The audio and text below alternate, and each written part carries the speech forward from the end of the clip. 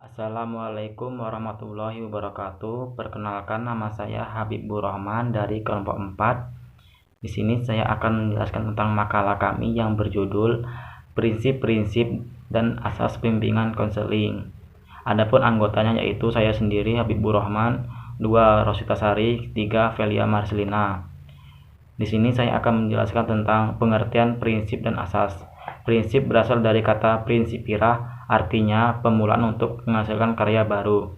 Sedangkan asas merupakan suatu tumpuan atau titik acuan, dasar dalam berpikir atau berpendapat. Secara umum, asas adalah sumber dasar hukum dalam menjalankan suatu hubungan dengan orang lain, sesuai norma dan ketentuan yang berlaku. Baik, saya Rosita Sari dengan NIM 2012011853. Di sini saya akan melanjutkan materi dari Saudara Habib, yaitu B. Prinsip bimbingan dan konseling. A. Prinsip berkaitan dengan sasaran layanan. Prinsip-prinsip tersebut yaitu: pertama, bimbingan konseling melayani semua individu tanpa memandang umur, warna kulit, jenis kelamin, agama, status, dan sosial ekonomi. Yang kedua, bimbingan konseling akan berusaha dengan tingkah laku yang unik dan dinamis. Dan yang ketiga, bimbingan konseling akan memperhatikan perkembangan individu. B. Prinsip berkaitan dengan masalah individu. Prinsip tersebut yaitu: pertama, bimbingan konseling akan berhubungan dengan pengaruh mental dan fisik individu dalam lingkungan rumah dan lingkungan sekitar sosial ekonomi, dan sebaliknya pengaruh lingkungan terhadap individu tersebut. Yang kedua, perhatian utama bimbingan konseling mengarah pada kesenjangan sosial ekonomi serta kebudayaan dalam pengaruh sikap dan tingkah laku. C. Prinsip berkaitan dengan program layanan. Pertama, prinsip dalam layanan bimbingan konseling yaitu: bimbingan adalah bagian dari proses pendidikan dan perkembangan. Untuk itu, bimbingan konseling akan dipadukan dengan pendidikan dalam proses perkembangan. Yang kedua, program bimbingan konseling akan fleksibel sesuai kebutuhan individu.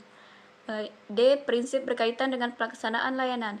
Prinsip tersebut yaitu: keputusan yang diambil harus dari diri sendiri tanpa paksaan orang lain. Permasalahan yang dihadapi harus sesuai dengan bidang yang relevan, kerjasama antar guru dan orang tua untuk mencapai keberhasilan layanan. Assalamualaikum warahmatullahi wabarakatuh. Perkenalkan, nama saya Velia Marcelina. Di sini saya akan menjelaskan bagian C, yaitu C. Asas-asas bimbingan dan konseling.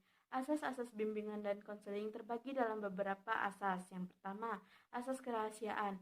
Asas ini berhubungan dengan rahasia klien atau individu, bersifat data atau persoalan yang dihadapi. Yang kedua, asas kesukarelaan. Asas yang menghendaki individu dalam melakukan layanan bimbingan dan konseling dengan kesukarelaan dalam menjalankan program yang diberikan. Yang ketiga, asas keterbukaan. Asas ini diharapkan kepada individu untuk bersikap terbuka dan tidak berpura-pura, baik dalam data diri maupun persoalan yang akan diberikan ke layanan, agar program yang diberikan oleh konselor tepat sasaran. Yang keempat, asas kegiatan. Asas ini menghendaki individu ikut aktif dan berprestasi dalam program layanan yang diberikan oleh bimbingan. Yang kelima, asas keahlian.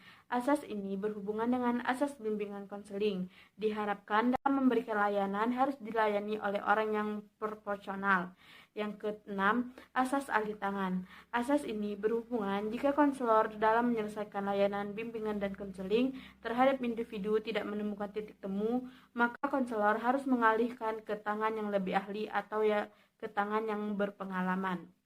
Asas yang ketujuh, asas kemandirian. Sesuai dengan tujuan umum dari layanan bimbingan dan konseling, di mana individu akan bersikap mandiri dalam menghadapi persoalan, baik dalam diri sendiri maupun di lingkungan sekitar. Dan asas yang terakhir yaitu asas keterpaduan.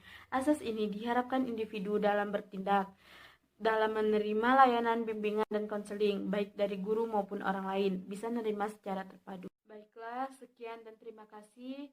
Saya akhiri. Wassalamualaikum warahmatullahi wabarakatuh.